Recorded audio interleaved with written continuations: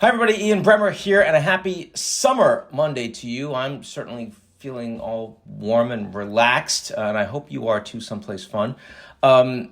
Lots to talk about. It's been good for the Biden administration in the last week, probably the best week they've had since he's been elected. The passage of the Inflation Reduction Act, the CHIPS Act, unexpectedly strong job numbers, which undermines all of the talk of recession.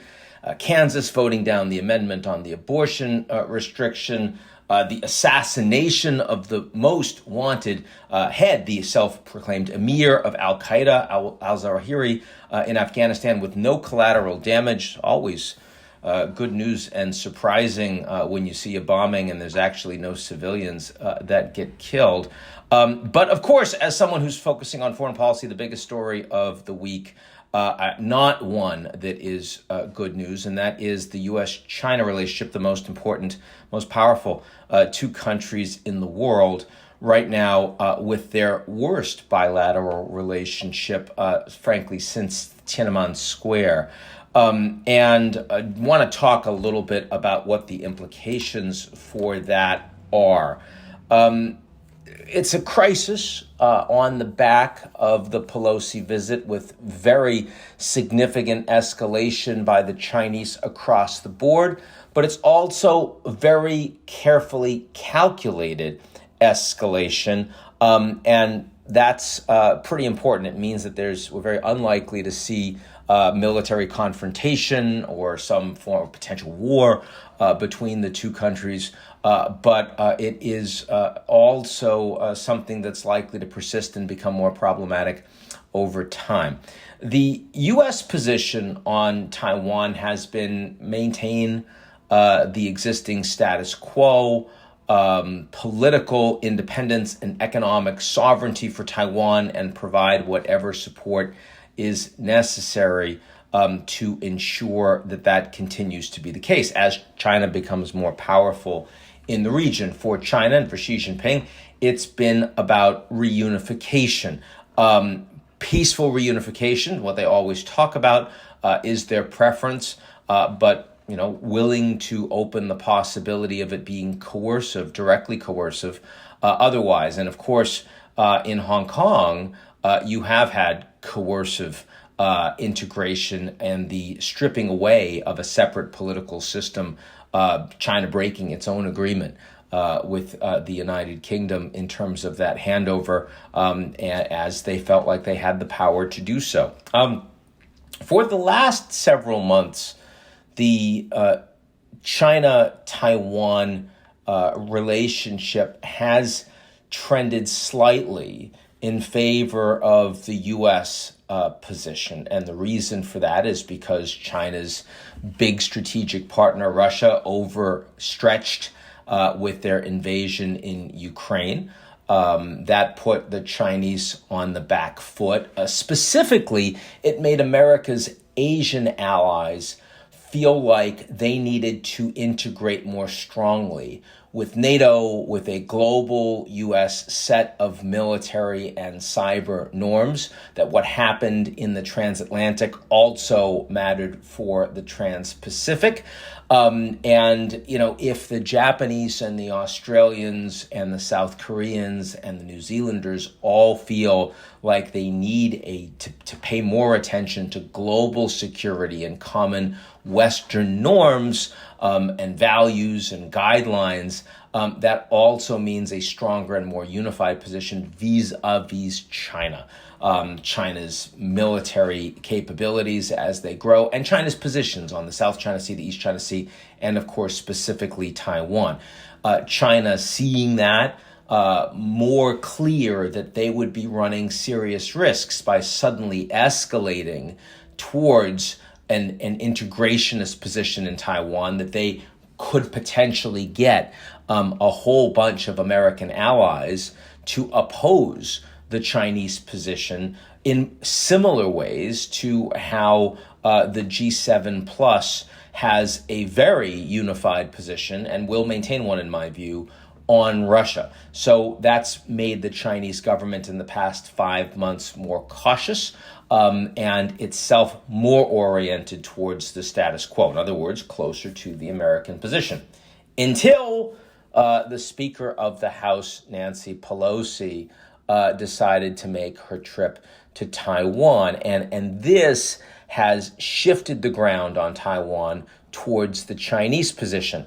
Biden did not want her to go, and Pelosi ultimately told the president that she'd be prepared to not make the trip, but only if Biden told her directly that was his strong view, and then she would make that public.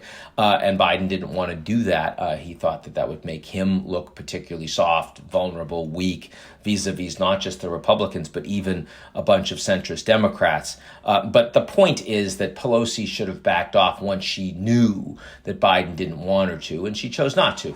And the fact that the United States does not have an integrated strategic position on something as important as China policy, the fact that the 82-year-old, soon-to-be retiring Speaker of the House, for her own personal and symbolic reasons, decided she was going to make that trip, well, it doesn't help the Americans in terms of facts on the ground with China, but it does weaken the Americans. And this was what's important. The Pelosi trip didn't accomplish anything for the Americans strategically, and the Chinese saw an opportunity by having warned the Americans, don't you dare do this. They then do it. They are indignant, and they can use that to specifically improve their lie on Taiwan, improve the balance of forces in their direction in a way that was specifically intended not to elicit an escalatory response from the Americans. They knew that Biden didn't want trouble. There was a Minuteman ICBM test that was canceled in the last week, so the Americans wouldn't be more provocative because they were feeling sheepish about not being able to stop the Pelosi visit. And Blinken's responses and others saying, we don't go too hard on this, and we don't want any escalation from the Chinese on the back of the Pelosi trip. I mean, everything about it said the Americans see that this is a problem and are trying to keep it relatively calm. And that's a unique opportunity, certainly since February 24th, when the Ukraine war started, for the Chinese to escalate and calculatedly escalate in ways that will advantage them, but without leading to war. And we saw that. We saw a whole bunch of unprecedented military exercises fully surrounding Taiwan for the first time into their direct airspace across the median line, sending a bunch of missiles over Taiwan territory itself, intending to continue with many of these sorts of exercises going forth for at least the next month, all of which makes China's position, its setting precedents on Taiwan that show more of an incursion and imposition on Taiwanese sovereignty, and yet with the Americans responding with virtually nothing, just diplomatic irritation. Some sanctions, but nothing too much. Keep in mind that China is Taiwan's leading trade partner, and that's not going to change anytime soon. So you saw some foodstuffs that were being suspended to be exported into the mainland. You saw Chinese not exporting sand. These are suspensions. These are not boycotts. The Chinese are expressing their irritation. They're punishing Taiwanese companies and the Taiwanese economy, but I'm sure that will be over within a matter of weeks. I'd be surprised if it was months. And then the Chinese also telling a bunch of American multinationals and others from the West, you can't put Taiwanese labeling, no made in Taiwan unless it says Taipei, China, on the goods that are manufactured there. Another precedent that if you're a Western multinational and you want to do business with the mainland, you got to suck it up and say yes. One reason why Eurasia Group, my view, is don't do business with the mainland so that we can do objective analysis and say whatever we want. But of course, if you're Mars Corporation, for example, you're the NBA, you do not have that luxury. You don't have that advantage. And then, of course, suspending a whole bunch of diplomatic engagement with the United States on issues like climate and on drugs, fentanyl, all the rest, but not suspending with any other Western countries, precisely because the Chinese are saying, oh, no, we're not the ones that provoked here. The Americans are the one that provoked. We want to continue to work very constructively with the Europeans, with the Japanese, with every other government out there. We're putting the Americans and the Taiwanese right now in the freezer. And Taiwan, by the way, belongs to us.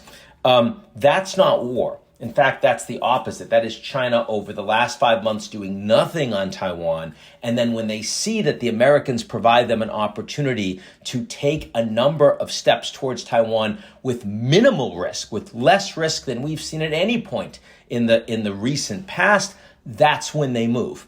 And that's precisely the Chinese strategy here. It's let's watch in the future for the Americans to make mistakes, and we'll increasingly impose on our views on Taiwan and on the broader international balance to take advantage of those mistakes.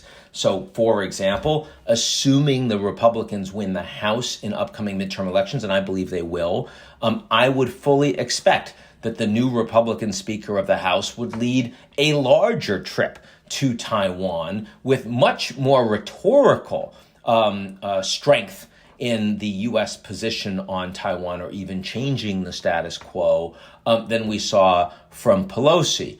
And when that happens, especially when that happens and it's not the position of the person that actually makes foreign policy in the U.S., President Biden and his administration, the Chinese will have yet another opportunity to impose their will on Taiwan. The same thing would be true if Trump or someone like Tom Cotton or Pompeo, the hawks on China in the Republican Party, were to get the nomination and start making very strong statements that, again, they wouldn't be president, but would be more opportunities for the Chinese to take advantage, to exploit that gap inside the United States. Or if there's a constitutional crisis in the 2024 presidential election and there's a lot of violence in the U.S., we don't know who the president is for a period of time, perfect time if you're Chinese to the Chinese government to impose more your outcomes on Taiwan at times that otherwise would potentially elicit a much greater